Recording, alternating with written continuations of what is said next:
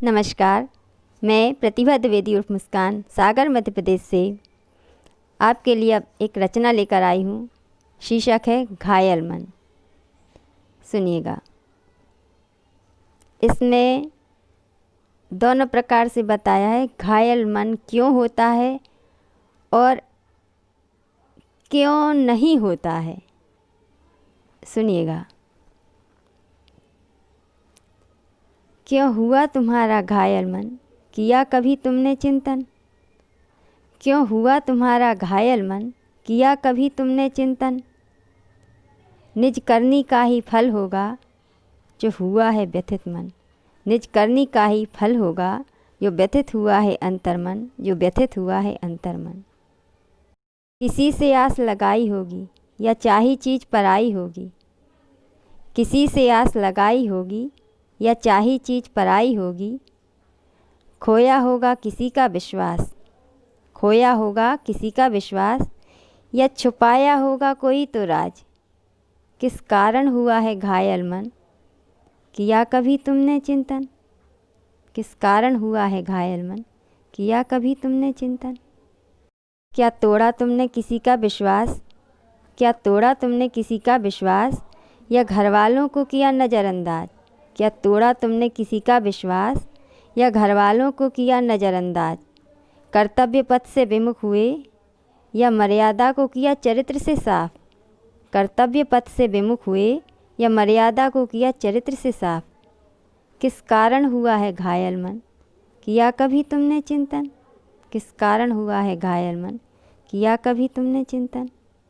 अतीत में उलझाया खुद को या आज में जीना ना आया तुमको। क्या अतीत में उलझाया खुद को या आज में जीना ना आया तुमको। कुछ ख्याली पुलाव पकाए होंगे या हकीकत से कुछ घबराए होंगे। किस कारण हुआ है घायल मन, किया कभी तुमने चिंतन। किस कारण हुआ है घायल मन, किया कभी तुमने चिंतन। हे मानव, व्यथित वही होता है। हे मानव, व्यथित वही होता है जो ईमान को अपने खोता है। पराई पीर में रोने वाला निज कारण उदास नहीं होता है, निज कारण उदास नहीं होता है। फिर से, हे मानव, व्यथित वही होता है जो ईमान को अपने खोता है। पराई पीर में रोने वाला निज कारण उदास नहीं होता है, निज कारण उदास नहीं होता है। उस दुख में भी सुख होता है जो पराई पीर में रोता है। उस दुख में भी सुख होता है जो पराई पीर में रोता है। मैं के घेरे से बाहर आ, दे गम के मारों को अपनापन। मैं के घेरे से बाहर आ, दे गम के मारों को अपनापन। फिर कर लेना चाहे जितना चिंतन, व्यथित नहीं मिलेगा मन, व्यथित नहीं मिलेगा मन। मुस्कान लबों से ना जा पाएगी, मुस्कान लबों से ना जा पाएगी। ना घायल होगा फिर अंतर्मन, ना घायल होगा फिर अंतर्मन। जी हाँ, घायल मन जो मैंने लिखा है, ये घायल मन क्यों होता है उसके बारे में ही बताया है। आपकी अपनी गलतियों की वजह से आप ही उसका कारण होते हैं जो आप दुखी होते हैं, और उसका निवारण भी आपको ही करना है। कोई ना कोई गलती हमारी होती है। यदि हमने किसी पर विश्वास किया और उसने हमारे साथ विश्वासघात किया, तो विश्वास तो हमने किया ना, तो ये गलती भी हमारी ही है। उसका खामियाजा भी हमें ही भोगना होगा और एक निश्चय लेना होगा कि अब हम ये गलती दोबारा नहीं करेंगे। या आप सीधे सच्चे हैं, आप बाहर की दुनिया को नहीं जानते हैं और कोई आपको बेवकूफ़ बना गया, किसी भी रीज़न से, किसी भी कारण से आपके मन को ठेस लग गई कि आप तो ऐसे नहीं थे और आपको ऐसा मिला, आपने ऐसा नहीं किया और आपके लिए ऐसा मिला। आप सही थे, आप अच्छे थे, आप सीधे थे, फिर भी आपको किसी ने धोखा दिया, तो ये गलती भी आपकी है कि आप इतने सीधे क्यों हैं। जब समाज में हमें जीना है तो इतना सतर्क होके तो जीना है कि कोई हमारे मन को आहत ना कर जाए, क्योंकि हमारे लिए जो पंच इंद्रियाँ मिली हैं, ये दिमाग मिला है, इसलिए मिला है कि हम अपनी सुरक्षा कर सकें, मन की भी सुरक्षा कर सकें, शरीर की भी सुरक्षा कर सकें, और ऐसे विचारों को अपने दिमाग में ना आने दें जो हमारे अंतर्मन को व्यथित कर जाएं, दुखी कर जाएं।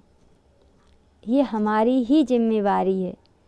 तो हर दुख के पीछे कारण हम स्वयं ही होते हैं, और फिर भी आप दुखी हैं तो ज़रा अपने दुख से थोड़ा बाहर निकलिए, बाहर के लोगों को देखिए कि आपसे ज़्यादा लोग दुखी हैं,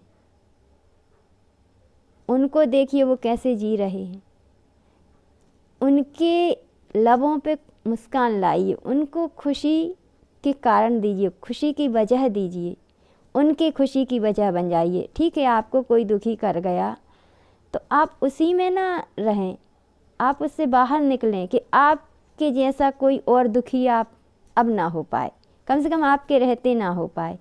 तो आप ऐसे लोगों को खोजिए और उनके जीवन में खुशहाली भरिए, देखिएगा आपको भी इतनी खुशी मिलेगी, इतनी आत्मिक शांति मिलेगी कि आपको जीने का सलीका आ जाएगा, और आप फिर कभी भी उदास नहीं होंगे, कभी भी निराश नहीं होंगे, क्योंकि अपने कारण जो दुखी होता है वो तो दुख भोगना ही पड़ता है, क्योंकि गलती अपनी होती है। लेकिन जो पराई पीर में रोता है, किसी दूसरे की दुख के कारण आप दुखी हो जाते हैं, तो इस दुख में यदि आप दुखी हैं तो वो भी एक आपको सुख मिलता है बाद में, जब उसकी दुख आप दूर कर देते हैं, क्योंकि आप उसमें जुट जाते हैं कि इसको कैसे हंसाएं, कैसे खुश करें, और वो तरीके जो आप खोजने लगते हैं तो आप फिर उसको भी दुख से उबार लेते हैं, आप भी खुद खुशी ढूंढ लेते हैं।